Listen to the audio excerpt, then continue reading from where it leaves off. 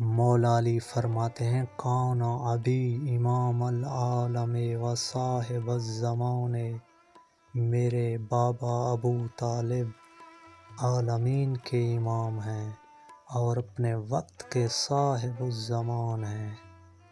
قال رسول اللہ صلی اللہ علیہ وآلہ وسلم یحشر ابو طالب بذی الملوک، رسول فرماتے ہیں میرے چچا ابو طالب ابراہیمی سلسلہ کے نبطی بادشاہوں میں سے ایک بادشاہ ہیں۔ وسیم الانبیاء، وہ 52 امام جو ابراہیمی سلسلے کے امام تھے، ان اماموں میں سے ایک ابو طالب امام ہیں جو انبیاء کے ساتھ قیامت کے دن محشور ہوں گے۔